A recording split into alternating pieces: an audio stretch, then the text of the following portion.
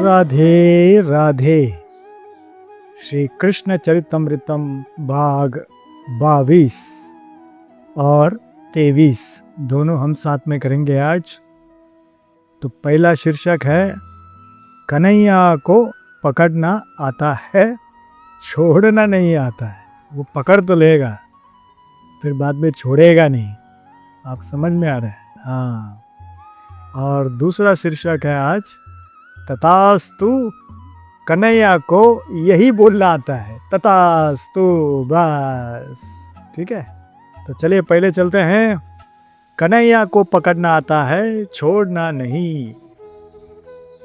मैंने बचपन में सुना था और बनी घटना है ये कि एक नवजात शिशु ने विषैले सर्प को पकड़कर मार दिया। ऐसी घटना आपने भी सुनी होगी। कभी आपने शिशु की ओर हाथ या उंगली समीप में की है, हाथ बढ़ाया है? जब शिशु एकदम छोटा होता है शिशु, तो बड़ी मजबूत होती है शिशु की पकड़। वो ऐसा पकड़ लेता है, एकदम गट पकड़ लेता है। वो एक बार पकड़ ले तो छोड़ता कहाँ है। ठीक है, आप भी एकदम चौंक जाते हो ना कि जब पकड़ता है तो अरे बाप रे क्या टाइट पकड़ लिया इसने। हाँ, कन्हैया शिशु ही तो है। याद रहे, इसे सिर्फ पकड़ना आता है, और जिसे पकड़ लेता है ना उसे छोड़ता नहीं है। ठीक है, अगर आप अगर छोड़ेगा तो ठीक है, वो छोड़ देगा। कभी कीजिए अपना हाथ कन्हैया की ओर, बस बढ़ा कर देखिए तो। कालिंदी के तट पर श्री कृष्ण चरितमृतम की कथा चल रही है। वक्ता है उद्धव जी और श्रोता है विदुर जी। उद्धव कहते हैं, तात ये कन्हैया है, बस इसने आज तक पकड़ा ही है ना। ना ना, हम कैसे हैं? हम मन से अपवित्र हैं, हमारा अंतकरण गंदा है। ये सब मत सोचिए, ये हमारा कन्हैया है ना, ये सबको पकड़ता है। बस इसकी ओर हम अपना हाथ तो बढ़ावें। चाहे महापापी हो, चाहे विश्वद्रोही हो, इस नंद कुमार को इससे क्या मतलब? इसे तो बस कोई अपना गए, इसकी ओर बढ़े तो कोई अपनी उंगली इसकी ओर बढ़ावे तो ये नहीं छोड़ेगा। इसकी पकड़ कितनी मजबूत है ये कहने की कोई आवश्यकता ही नहीं है। हाँ, राक्षसों को भी इसने दिव्य गति प्रदान की है। पूतना ये राक्षसी तो थी, अरे इसे क्या पता था कि कन्हैया पकड़ता है तो छोड़ता नहीं है। इसकी पकड़ से कौन बचा है? जो ये पूतना बच जाती। सृष्टिकर्ता में भी तो वो सामर्थ्य नहीं जो पूतना को कन्हैया के चुंगल में छुड़ा ले। दाई माँ, आहा, दाई माँ की गति दे डाली इस पूतना को। उद्धव ये कहते हुए भाव विभोर हो गए थे। क्या दाई माँ के समान गति की? विदुर जी चौंके। यशोदा माँ के समान गति दी थी पूतना को कन्हैया ने? उद्धव बोले, क्यों, ऐसा क्या विशेषता थी इस पूतना में? उद्धव बताओ, ऐसा क्या गुण थे इसमें? क्या उपवास करती थी, व्रत करती थी, फलाहार या निराहार रहती थी? विदुर जी पूछ रहे हैं। गंभीर थे उद्धव। तात बालकों का रक्त पीती थी, कपट से भरी थी, बालकों को मारना उसे अच्छा लगता था। ऐसी को भी माँ के समान गति दी कन्हैया ने। ओह, पर ऐसा क्या किया उद्धव जिसके कारण उसे माँ के समान कन्हैया ने माना? क्या किया? तात अपना स्तन कन्हैया के मुख में दिया इसने, अपना कोमल मुख कन्हैया ने लगाया। हो गई ना वो माँ। ये तो कन्हैया है, इसे कौन सा संविधान मानना है तात? ये सब कुछ स्वयं है, इसे किसी की सम्मति तो लेनी नहीं है। पूतना ने अपनी स्तन कन्हैया के मुख में दिया। अब ये कन्हैया है, छोड़ना तो इसे आता ही नहीं है, पकड़ा तो पकड़ ही लिया। मां बना लिया उस राक्षसी को भी इस दयालु ने, सदा के लिए। उद्धव की ये बातें सुनकर भाव विभोर हो उठे थे विदुर जी। उनके नेत्रों से अश्रु टप टप गिरने लगे थे यमुना की बालुका में। कम वा दयालुम शरणम ब्रजे। भाव की उच्च स्थिति में बैठे विदुर जी उद्धव से पूछते हैं, इस कन्हैया से दयालु और कोई होगा? मारने वाली को भी मां के समान गति दे दी।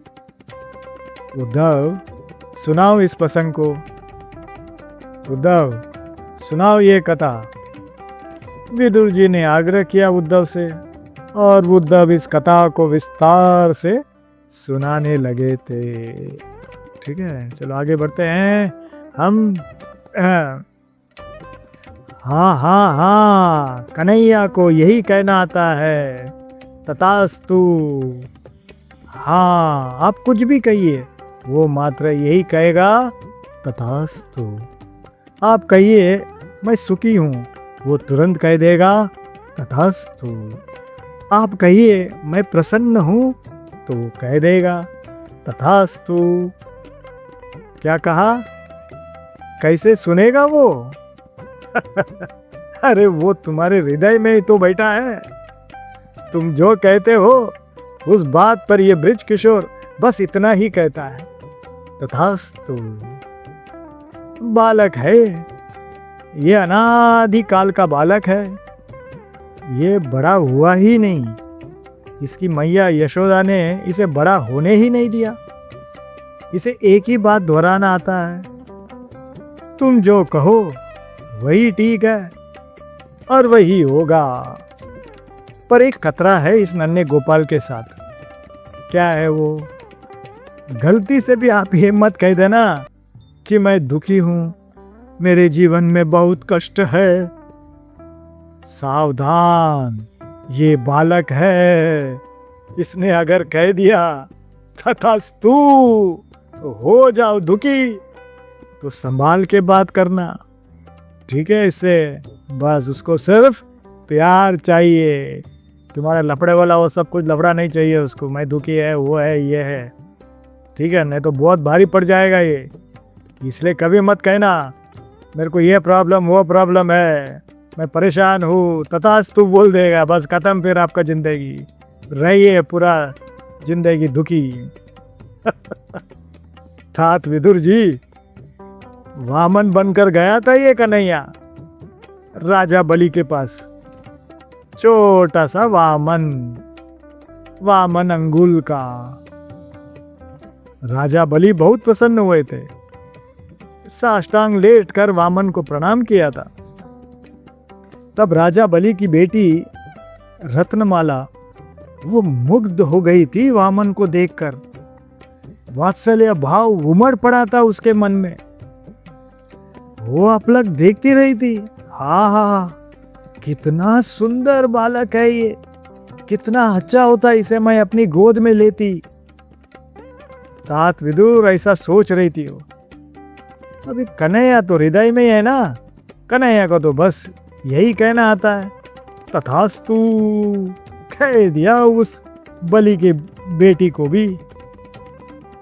कितना अच्छा होता मैं इसे गोद में लेकर दूध पिलाती, वो ऐसे सोचने लगी। रत्नामाला ने ये भी अपना कामना प्रकट ही मन में। पर कन्हैया तो यही कहना जानता है। इस बार विदुर जो बोले, तथास्तु। हाँ, हंसे उद्धव। फिर तात राजा बलि ने वामन भगवान से कहा, आपको मैं क्या दूं? आप जो मांगेंगे वही मैं दूंगा।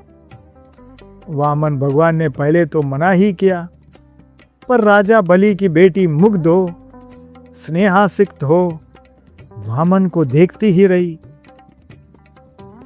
3 पग भूमि।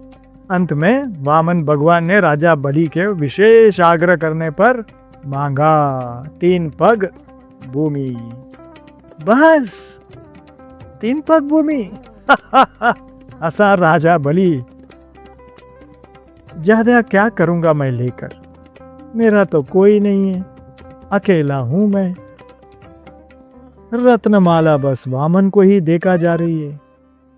वो उसके पिता से बात कर रहे थे, पर क्या बातें हो रही है, रत्नमाला को कोई मतलब नहीं था। वो बस वामन को देख रही थी, संवार रही थी।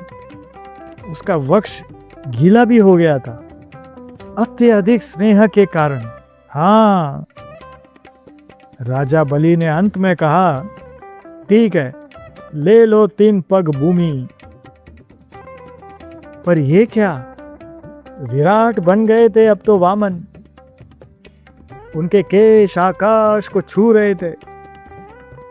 रत्नमाला कुछ समझ नहीं पाई, ये क्या हो गया? ये तो बालक था और एकाएक विराट कैसे बना? तात विदुर जी, इतना ही नहीं, वामन भगवान ने बांध दिया राजा बलि को और कहा, बता, तीसरा पग मैं कहां रखूं? उद्धव बोले, कोई भी कन्या सब कुछ सह सकती है, पर अपने पिता का अपमान नहीं सह सकती। क्रोध से भर गई थी रत्नमाला उस समय। तुरंत उसने कहा, ऐसा मेरा बालक होता तो स्तन में विष लगाकर पिलाती मैं इसको। कन्हैया बोला, तथास्तु, क्योंकि इसे यही बोलना आता है। दूध पिलाने की कामना करो या विष पिलाने की, इसे कोई फर्क नहीं पड़ता। ये दोनों में राजी है। आप कुछ भी प्यार से पिलाओ, पी लेगा। उद्धव ने कहा, बस तात, यही राजा बलि की कन्या रत्नमाला ही पूतना बनकर आई थी। इसकी इच्छा थी विष लगाकर स्तनपान कराऊं। और ठाकुर जी ने कह दिया, तथास्तु। चलिए, आगे का भाग हम कल बताते हैं। राधे राधे।